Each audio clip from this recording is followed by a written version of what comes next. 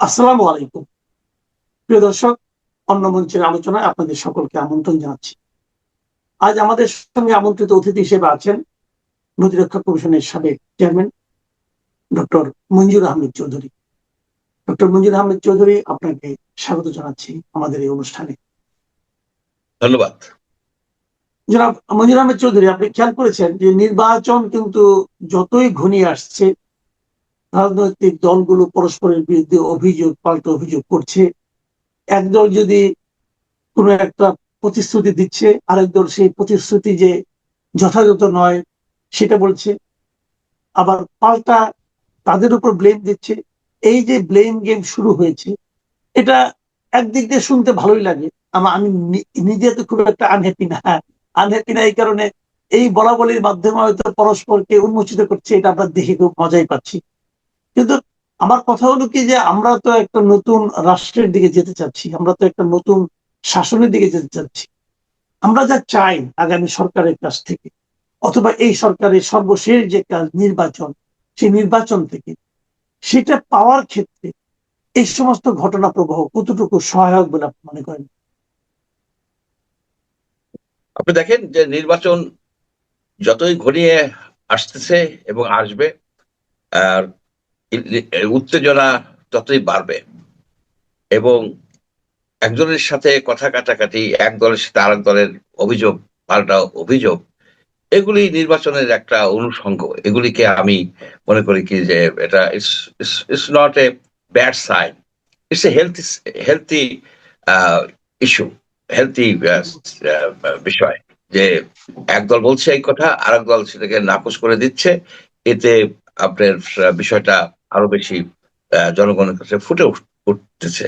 যেটা ভয়ঙ্কর হতে পারে যদি এরা অ্যাকচুয়ালি মারামারিতে জড়িয়ে যেত কিংবা যেতে পারে, এরকম যদি হয় তাহলে সেটা হবে দুর্ভাগ্যজনক নির্বাচনের জন্য। তবে আরেকটা কথা আপনি বলছেন যে এরা নানাবিধ দিচ্ছে, নানাবিধ প্রতিশ্রুতি দিচ্ছে জনগণকে। আসলে এই প্রতিশ্রুতিগুলির কোনো ভ্যালু আমি একজন সচেতন নাগরিক হিসেবে দেখি না, কারণ এরা এইসব কথা রাখে না। আপনি দেখবেন যে গত নির্বাচনগুলিতে, ধরেন আওয়ামী লীগ 2008 সনে আপনার বিশাল একটা গান বাইর করলো, বিরাট গান, সেখানে বললো যে ঘরে ঘরে চাকরি দেওয়া হবে, ঘরে ঘরে চাকরি দেওয়া হবে এবং 10 টাকা চাল খাওয়ানো হবে। তারা 50-60 টাকায় চাল খাওয়াইছে, ঘরে ঘরে চাকরি দিচ্ছে, চাকরি বিক্রি করছে। এরা চাকরি বিক্রি করছে, কোনো একটা চাকরি আর কেউ পায় নাই। চাকরি সকল মালিক হয়ে গেছিল এই আওয়ামী লীগের বড় বড় নেতারা, তাদের কাছ থেকে চাকরি কিনতে হইতো। সুতরাং এবং আমরা কি করছি, আমরা প্রতিবাদ করছি, কিন্তু তারা তো কোনো কানে নেয়নি। এখন যেমন তারা ভিজিটি কার্ড দিছিল, দুস্থ ভাতাদের কার্ড দিছিল, কারণ কিছু উপকার হয়েছে, আমি বলবো না উপকার হয় নাই, কিন্তু কাদের দিছিল? যারা আপনার তাদের ভোটার, যারা তাদের তল্পি বাহক, তাদেরকে দিচ্ছিল। ইউনিয়ন কাউন্সিলের চেয়ারম্যানরা এক একটা কার্ডের জন্য 3,000, 2,500, 2,000 করে টাকা নিছে, এটাও তো আমরা জানি। এখন আবার একটা কার্ডের আসছে, কার্ড দেখাচ্ছে এক একজনকে, ফ্যামিলি কার্ড। ফ্যামিলি কার্ড মানে কি? আপনার কৃষি কার্ড, এটার মানে কি? আমাকে জিনিসপত্রকে ফ্রি দেওয়া হবে? আমাকে কি জিনিসপত্র ফ্রি দেওয়া হবে? এই ভর্তুকি কে দিবে? এই ভর্তুকি কোথা থেকে আসবে? আরেকটা বিষয়, এই যে যে দুস্থ কার্ড ঠাট গুলি দেওয়া হয়েছে, সেগুলির কি হবে? দুস্থ ভাতাদের কার্ড, তারপরে আপনার কাজের কাবিখা, এই যে এইসব অনেক রকমের প্রোগ্রাম ছিল, সে প্রোগ্রামগুলি যদি অনেকগুলি ছিল ফল্টি, সেগুলিকে আপনার কারেক্ট করা দরকার। আমি বলবো না যে বাতিল করা দরকার, সেগুলিকে আরো বেশি স্বচ্ছ করা দরকার। যারা বৃদ্ধ, প্রকৃতপক্ষে বৃদ্ধ, তাদেরকে দেওয়া দরকার এইসব সাহায্য। সোশ্যাল সেফটি নেট থাকা উচিত, সেই সোশ্যাল সেফটি নেটটা আমরা রাজনৈতিক কারণে ব্যবহার করতেছি। এগুলি আপনাদের আমাদের বিবেচনায় নিতে হবে। মোদ্দা কথা হলো আচ্ছা, যে রাজনৈতিক দলগুলি আপনার ইস্তেহার দিবে, অনেক কিছু বলবে, কিন্তু সেইখানে একটা পাকিয়ে গেছে, জট পাকিয়ে গেছে কি, যেমন বিএনপির 31 দফা তারা কায়েম করবে, তারা ইমপ্লিমেন্ট করবে, কিন্তু হোয়াট অ্যাবাউট ইয়োর সংস্কার, জুলাই সনদ? জুলাই সনদের সাথে অনেক জায়গায় সাংগঠনিক আছে। এবং জুলাই সনদ আপনি কায়েম করবেন, না 31 দফা কায়েম করবেন, নাকি দি প্ল্যান কায়েম করবেন? আমরা তো বলতে হবে। আমরা আম জনতা আসলেই আমরা বোকা কিনা জানি না, নাকি নির্বোধ হয়ে গেলাম আমরা সবাই, যে এইসব কথা এই 31 দফা যদি কায়েম করে, তাহলে কি আপনার ওই এই যে ইসের কি বলে ওই সংস্কার কি হবে? সেখানে তো সাইন করে বসে আছে সবাই, সেখানে সাইন করে বসে আছে। এখন সংস্কার যদি করতে যায়, তাহলে 31 দফা কি আচ্ছা, হবে?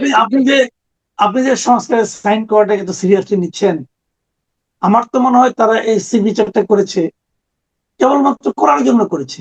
আপনি কি এটা টের পাচ্ছেন না? এই যে বর্তমান যে অন্তর্বর্তীকালীন সরকার আছে, এই সরকারের অনেক মানে আপনার অযোগ্যতা, অকর্মণ্যতা অথবা অপকর্ম, এগুলো নিয়ে কিন্তু কোনো রাজনৈতিক দল দেশে কখনো একটা শব্দ উচ্চারণ করছে না। কেন করছে না? কারণ তাদের মাথায় একটাই চিন্তা, যে কোনোভাবে খেলে নির্বাচনটা হয়ে যায়।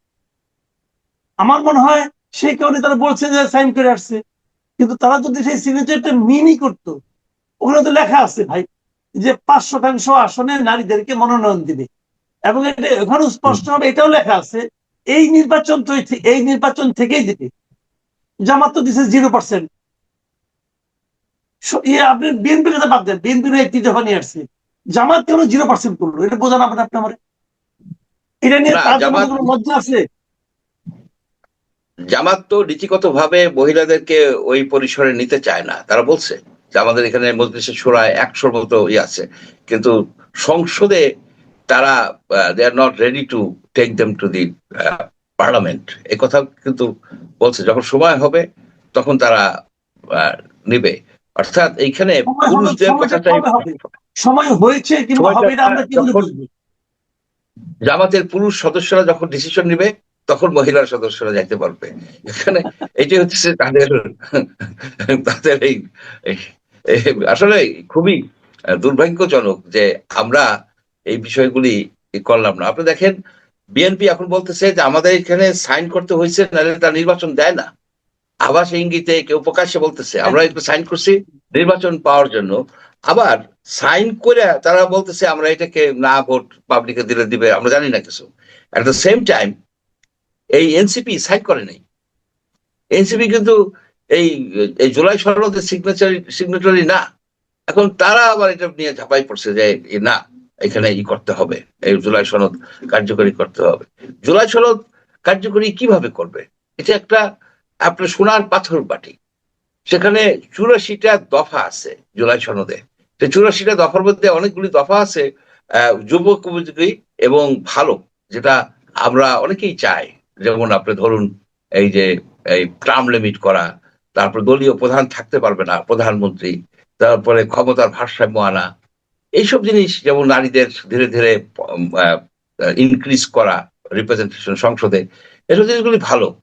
এট দ্য সেম টাইম সেইখানে কিন্তু একটা কিন্তু জটিলতা আছে। জটিলতা কি? জুলাই এই যে গণভোটটা কিন্তু জুলাই সনদের উপরে একমাত্র না। সেখানে আপনি যে ব্যালট পেপারটা দেখেন, যেটা আলটিমেট ডকুমেন্ট, ব্যালটে আপনি যখন হাত দিবেন তখন ওই ব্যালটে যা আছে ওইটা অক্ষরে অক্ষরে প্রতিপালিত করতে হবে। সেখানে আছে যে জুলাই সনদ বাস্তবায়ন অধ্যাদেশ আদেশ 2025 এবং জুলাই সনদের উপরে জুলাই সনদ কি আপনি সমর্থন করেন কিনা, হা কিংবা না, হা কিংবা না। এখন আপনি দেখেন জুলাই সনদ বাস্তবায়ন যে অধ্যাদেশ 3 নভেম্বর গত বছরের এটা করছে, ওটার মধ্যে কিন্তু অনেক জিনিস আছে যেগুলি কিন্তু আপনার বিরাট একটা সমস্যার সৃষ্টি করবে। যেমন বলা হয়েছে যে আর্টিকেল, কয়েকটা আর্টিকেল, মঞ্জুর ভাই, এই ডিটেল গুলো যদি থাকে, এই ডিটেল গুলি সহ কিন্তু তারা কিন্তু এগুলি ক্লিয়ার করছে না। ক্লিয়ার না করার কারণে তারপরে পাবলিককে তারা প্ররোচিত করছে ওরা হা দাও। তো এখন এই প্ররোচনাটা কতটুকু নৈতিকভাবে ঠিক বেঠিক এটা নিয়ে আমরা অনেক আলোচনা করেছি, আপনিও করেছেন। কাজে সে আলোচনা করে আর লাভ নাই, কারণ তারা তো নির্লজ্জের মতো বলেই যাচ্ছে। কালকে দেখলাম যে একটা টিভিতে আলী রিয়াজ বলতেছে যে যারা জুলাই সনদে না দিবে আপনারা কি তাদের প্রতিনিধি না? নাকি না আমরা তাদের প্রতিনিধি না? এটা আলী রিয়াজ বলতেছে। আলী রিয়াজ যদি তাদের প্রতিনিধি না হয়, তাহলে তাদের ট্যাক্সের টাকা কি তার বেতন হচ্ছে না? তো হচ্ছে না। এই লোকগুলি তো নির্লজ্জ, আপনি কি বলবেন? যাই হোক, আমি একটু অন্য প্রশ্ন। এই লোকগুলি শুধু নির্লজ্জ নয়, এগুলি আপনার এদের ব্রেনে গার্বেজ বোঝায়। কতগুলি বিদেশি শকুন, আমি এদেরকে বিদেশি শকুন বলি, শকুন যখন ডেড বডি থাকে সেখানে তারা আইসা উড়ে উড়ে আসে, এই বিদেশি শকুনগুলি আইসা আপনার বাংলাদেশকে তছনছ করে দিচ্ছে। আলী রিয়াজ একটা ইন্টারভিউ আমি দেখছি, সেখানে সে বলছে যে আমি হা ভোটের পক্ষে।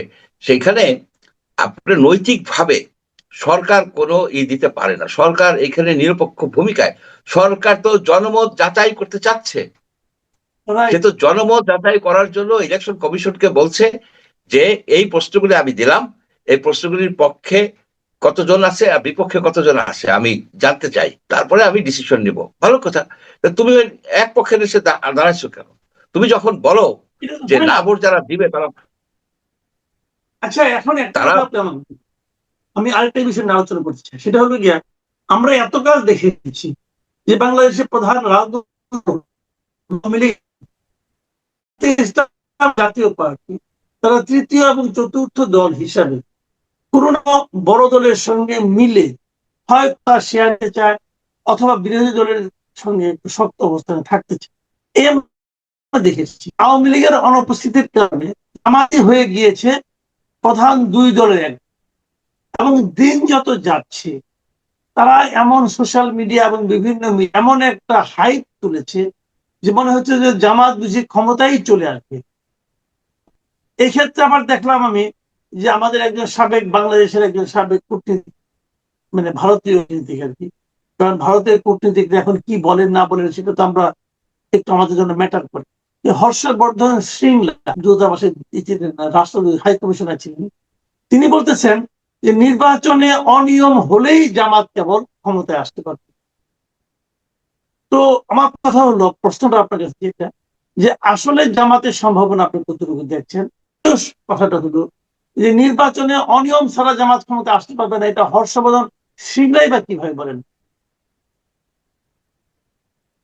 শুনেন, হর্ষবর্ধন শ্রীংলা তো একজন ডিপ্লোম্যাট, উনি ডিপ্লোম্যাটিক ওয়েতে বলছে যে অনিয়ম হলে, অর্থাৎ জামাতের পক্ষে চুরি না করে এইখানে ভালো একটা কিছু রেজাল্ট করা সম্ভব না, এই কথাটাই উনি একটু আড়ালে আপনারে বললেন। আমি আপনার দেখেন জামাতকে, আমার কাছে মনে হচ্ছে জামাত সোশ্যাল মিডিয়াকে খুব ক্লেভারলি ইউজ করে তারা একটা হাইপ তৈরি করছে। জামাত এখন আসলে একটা পেপার টাইগার, কাগজে বাঘ। আমি একটা স্ট্যাটিস্টিক্স দেই, আপনি দেখবেন যে গত ৩৫ বছরে ৮টা নির্বাচন হয়েছে, 4টে নির্বাচন হয়েছে কেয়ারটেকারের আন্ডারে, যে নির্বাচনগুলিকে গ্রহণযোগ্য বলে ব্যাপক সংখ্যক লোক মনে করে, বাকিগুলিকে নির্বাচন হিসেবেই ধরে না। যেমন আপনার 14 সনের, 2014 সনের, 18 সনের, 24 সনের, 96 ফেব্রুয়ারি, এগুলি ধরে না, এগুলি কোনো ডাটার কোনো ভ্যালিডিটি নাই। কিন্তু 91 ইলেকশন, 96 জুনের ইলেকশন, 2001 ইলেকশন, 2008 ইলেকশনের যে রেজাল্ট, সে রেজাল্ট মোটামুটি কেন অত্যন্ত গ্রহণযোগ্য হিসাবে গণ্য হয়। এখানে দেখেন জামাত এই 4টা ইলেকশনে টোটাল সিট পাইছে 40টা, এই 4টি ইলেকশনে, 91-এর, 96 জুন, 2001, 2008। সেই ক্ষেত্রে এই 4টি ইলেকশনে জাতীয় পার্টি পাইছে 108টা সিট, মানে 2.5 গুণেরও বেশি, আর বিএনপি পাইছে 479টা সিট, আর আওয়ামী লীগ পাইছে 526টা। এখন আপনার পপুলার এটা দেখেন, জামাতের এই 4টি ইলেকশনের অ্যাভারেজ ছিল 7.43, মানে পপুলার ভোট, আর জাতীয় পার্টির ছিল 10.43। এখন আপনি চিন্তা করেন যে বিরাট একটা পার্থক্য, কিন্তু 3% মধ্যে পার্থক্য। কিন্তু তার থেকে বড় একটা কথা আছে, জামাত এই 40টা সিট পাইছে কোন ইয়ারে? জামাত 91-এ বিএনপির সাথে যখন একটা অলিখিত সমন্বয় ছিল তার, সেই সময় সিট পাইছিল 18টা। আবার 2001-এ যখন আবারও বিএনপির সাথে তারা জোট করে ইলেকশন করছে, তখনও পাইছে 17টা। যখন সে একা ইলেকশন করছে 96 জুনে, সে একা ইলেকশন করছে, সিট পাইছে 3টা। 2008-এ সে একা ইলেকশন করছে, সিট পাইছে 2টা। এখন এই 2টা ইলেকশনের আপনি চিন্তা করে দেখেন, এভারেজ হচ্ছে 2.5টা। মঞ্জুর ভাই, হ্যাঁ, এখানে আপনার কথার সঙ্গে আমি একটু দ্বিমত পোষণ করি। আপনি আগের রেজাল্ট দিয়ে কি সবসময় বর্তমান রেজাল্টকে আপনি প্রিডিক্ট করতে পারেন? যেমন আমি ছোট্ট একটা এক্সাম্পল দিই, যে শ্রীলঙ্কার যে বর্তমান যে পলিটিক্যাল পার্টি, যারা ক্ষমতাসীন পার্টি, ন্যাশনাল পিপলস পাওয়ার, তারা কিন্তু এর আগে নির্বাচনে 2020 নির্বাচনে আসন পেয়েছিল মাত্র 3টা, এইবার তারা পেয়েছে 159টা, পেয়ে তারা ক্ষমতায় গেছে। মানে মাত্র 2 বছরের ব্যবধান। আগের আসন নিয়ে কি বর্তমানের অবস্থানটাকে ব্যাখ্যা করা যাবে? না, আপনি শুনেন, পপুলার ভোটের মাধ্যমে অনেক সময় প্রেডিক্ট করা যায় না। আমরা 2001 সনে কি দেখছি, আপনার সেইখানে এই 0.1% কম ভোট পাইছিল আওয়ামী লীগ, কিন্তু সিট পাইছিল 93টা কম। 192টা পাইছিল আপনার এই 193টা পাইছিল বিএনপি, 62টা পাইছিল আওয়ামী লীগ। ভোটের পার্থক্য ছিল লেস দেন 1%। এগুলি এই পার্লামেন্টারি ইলেকশন এগুলি সম্ভব, কিন্তু আপনার জামাত ম্যাক্সিমাম পার্সেন্টেজ ছিল তার ভোটের 91-এ, আপনার 12% ম্যাক্সিমাম। তো জামাতের আপনি যদি লক্ষ্য করেন কোন কোন সিট গুলি, সেটাও তো সুনির্দিষ্ট ভাবে অনেকেই বলতে পারেন। যেমন আপনার সাতক্ষীরায় তার প্রভাব আছে, সেখানে 2টা সিট 3টা সিট সে পেয়ে যাবে, গাইবান্ধায় পেয়ে যাবে, হয়তো আপনার দিনাজপুরে পাবে, আপনার ঢাকায় সে একটা সিট পাবে বলে আমি ধারণা করি না। ঢাকায় সে একটা সিটও পাবে না, তো ভালো করবে, পপুলারিটি তার বাড়বে, পপুলারিটি বাড়বে। কিন্তু এইখানে যদি ফ্রি ফেয়ার ইলেকশন হয়, তাহলে জামাত ম্যাক্সিমাম ম্যাক্সিমাম 20টার বেশি সিট সে পাবে না। কারণ হলো যে তার যেটা ছিল, আওয়ামী লীগের ভোটের আশা সে করছিল, কারণ তারা কেস করে নাই, এবং তারা অনেক আওয়ামী লীগ নেতাদের বাড়িতে চাউলের বস্তা পাঠাইছে, যারা একটু কষ্টে আছে তাদেরকে হেল্প করছে। সেই যে একটা সহানুভূতি ভোট পাওয়ার যে আশাটা ছিল, সেইটা গুলে গুলে বালি পড়ে গেছে এনসিপি কে যখন নিছে। এনসিপি এবং জামাতের এই যে যে একটা জোট হওয়াটা এনসিপির জন্য ক্ষতিকর হয়েছে। এই নাসিরুদ্দিন পাটোয়ারি ফেস করতেছে, জামাতের সাথে গেছেন কেন? আর জামাতেরও ক্ষতি হয়েছে যে আওয়ামী লীগ বলে তুমি তো এনসিপির সাথে গেছো। এই দুইটা পার্টির জন্য এটা একটা অশুভ ডিসিশন ছিল। আলাদা আলাদা করলে হয়তো তারা কিছুটা বেটার করতে পারতো। এখন আপনি দেখেন যে আমরা সবকিছু নিয়ে আলোচনা করি, জামাত বাঘের বাচ্চা হয়ে আসছে, এই এনসিপি আসছে, বিএনপি আসছে, কিন্তু একটা জিনিস চিন্তা করি না যে বাংলাদেশের 30% মতো ভোটার আছে আপনার আওয়ামী লীগের, তাদের ক্যান্ডিডেট নাই, এবং তারা কিন্তু অনেকটা দিশেহারা, তারা কাকে ভোট দেবে, কেমনে দিবে, এই যে দিশেহারা অবস্থা, তাদের মালে গনিমত অবস্থা, এটি কিন্তু রাজনীতির জন্য একটা একটা মানে অশুভ চিহ্ন, অশুভ সংকেত। তারা কোথায় ভোট দেবে? এই আওয়ামী লীগের ভোটকে তারা বিবেচনায় আনে না। বিবেচনায় নাই না, তারা কিন্তু নানাবিধ ক্যালকুলেশন করে যাচ্ছে। এগুলি দেখতে হবে। আজকে দেখেন যে বিএনপির প্রায় 79টা সিটে বিদ্রোহী ক্যান্ডিডেট দাঁড়াইছে।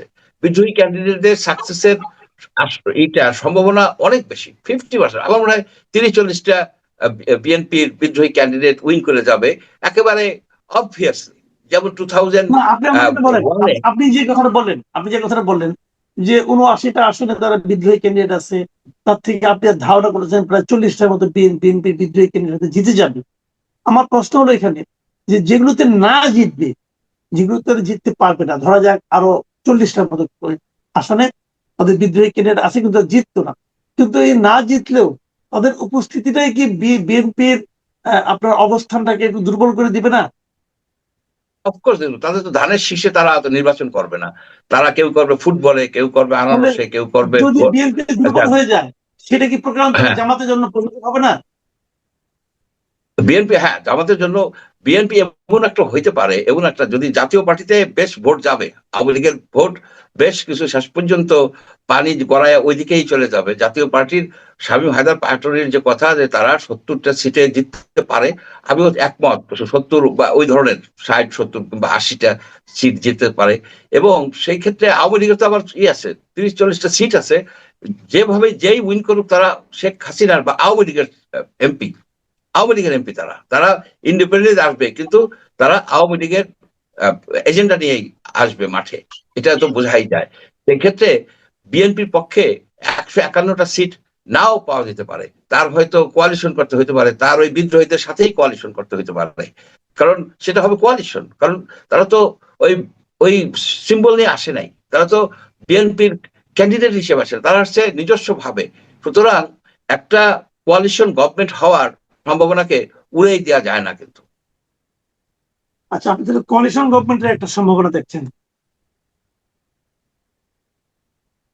জি, আমি দেখি। যদি আমি দেখি যে এই বর্তমানে এই যে এই পরিস্থিতিতে ভোটের মাঠে যারা কারা কোন দিকে ভোট দিবে, আওয়ামী লীগের ভোটাররা কোন দিকে যাবে, জাতীয় পার্টি কিভাবে নিজেদেরকে সুসংগঠিত করবে, এবং এট দ্য সেম টাইম জামাতের যে এই যে একটা হাইপ তুলে রাখছে, যে হাইপের পেছনে আপনি যদি ভালো মতো ই করে দেখেন, তদন্ত করে দেখেন, দেখবেন কারণ ভোটিং প্যাটার্নটা গ্রামের ভাস্ট এরিয়া ধরে আমাদের যে ভোটিং প্যাটার্নটা, সেটা শুধুমাত্র চাউলের দাম ডালের দামের উপর নির্ভর করে না।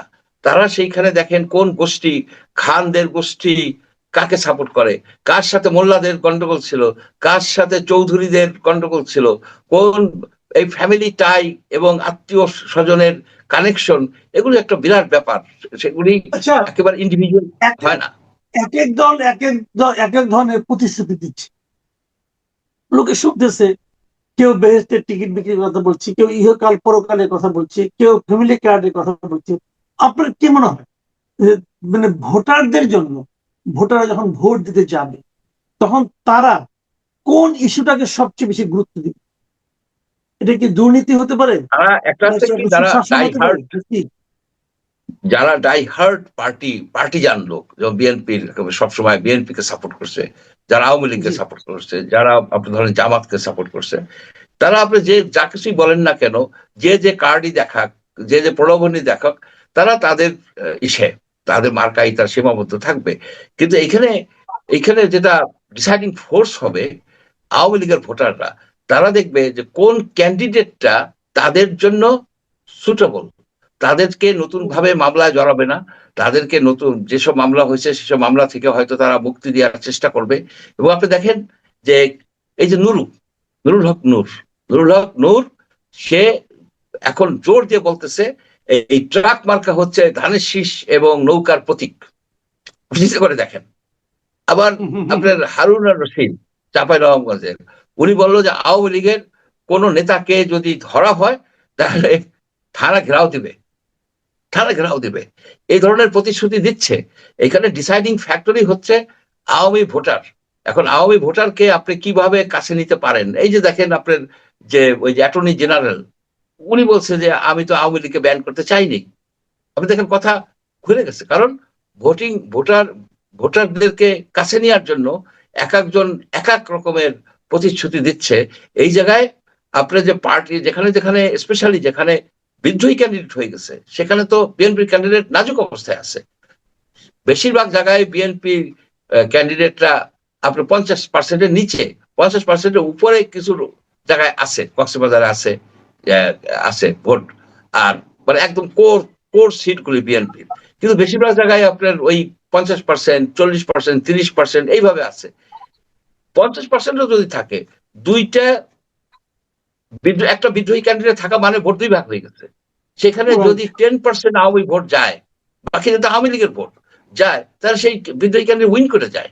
এখন তারা কি বিদ্রোহী ক্যান্ডিডেটকে দিবে, না ধানের শীষের ভোটে দেবে? ধানের শীষে তাদের একটা নীতিগত বাধা আসে, ধানের শীষে তারা ভোট দিতে চায় না, তারা ওই সিল মারতে তাদের একটা ইনহিবিশন, একটা অনীহা থেকে যায়।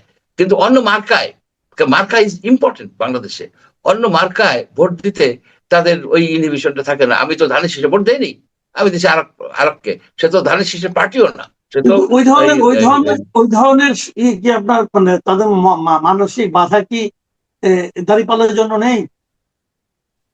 দাঁড়িপাল্লার জন্য না, দাঁড়িপাল্লার জন্য যেটা হচ্ছে সম্পূর্ণভাবে লোকাল, যদি সম্পূর্ণভাবে লোকাল এই, আর দাঁড়িপাল্লার তো সেরকম ক্যান্ডিডেট, সেরকম তো অবস্থান নাই। অনেক জায়গায় দাঁড়িপাল্লার 1% ভোট নাই, 2% ভোট নাই, 3% ভোট নাই। আপনি একটা আইসিইউ রুগীকে তো একেবারে যত রক্ত দেন না কেন সে সুস্থ হবে না। আপনি যার একটা মিনিমাম ভোটার বেজ আছে, যেমন আছে জাতীয় পার্টির অনেক জায়গায় আছে, সব জায়গায় নাই। জামাতেরও আছে, জামাতের যেখানে আছে সেখানে হয়েই যাবে, সেখানে তার ভোট ফিক্স করা। এখন কিছু কিছু জায়গায় আওয়ামী লীগের ভোট জামাতে যাইতে পারে এবং যাবেও, পার্সোনাল ইস্যু, যেহেতু তারা মামলা দেয় নাই। সবচেয়ে বিএনপির ক্ষতি হয়ে গেছে যে বিএনপির লোকেরা ব্যাপক মামলা দিছে, মামলা দিয়া, আমি কিছু কিছু কাহিনী জানি, মামলা দিয়া চাঁদাবাজি করছে। ব্যাপকভাবে চাঁদাবাজি করছে। এইটা বিএনপির জন্য সর্বনাশ হয়ে গেছে। আওয়ামী লীগের ভোটাররা মূলত বিএনপির বিদ্রোহী ক্যান্ডিডেটকে ভোট দেবে, মূলত দিলে পরে। সেই জন্যই আমি ওই থিওরির উপর ভিত্তি করে আমি বলতেছি যে বিএনপির এবার বিদ্রোহী ক্যান্ডিডেটদের অনেকেই উইন করবে। যদি উইন করার অবস্থা না হইতো তারা কিন্তু উল্টো করে যেত। আপনি চিন্তা করেন যে ইলেকশনে একটা ডায়নামিক্স আছে, দাঁড়ায় যদি দেখে যে ফিল খারাপ, আশ্বাস পাইতেছে না, লোকজন তাকে দিচ্ছে না, তখন কিন্তু ড্রপ করে ফেলায়। এখন তো ড্রপ করে নাই, এখন ড্রপ করে, তার মানে তাদের একটা ভায়াবল পাথ টু ভিক্টরি, এটা তারা দেখতেছে যে তারা বিজয়ী হইতে পারে। এই জিনিসগুলি মিলাইলে আপনি দেখবেন যে বিএনপি যে এক ধাক্কায় 200 সিট পায়, এটা মানে ভাঙচুর হয়ে যাবে, দুনিয়ার একটা কোনা ভেঙে নিয়ে চলে আসবে, এই ধরনের ঘটনা ঘটবে না। একটা এক্সাইটিং ইলেকশন হবে। সেই ইলেকশনে আমি প্রেডিক্ট করি বিএনপি মোস্ট লাইকলি কোয়ালিশন করতে হবে তার ক্যান্ডিডেটদের সাথে, তার লোকজন ফরমার তার সাথে মিলে তাদের হয়তো একটা সরকার গঠন করতে হইতে পারে।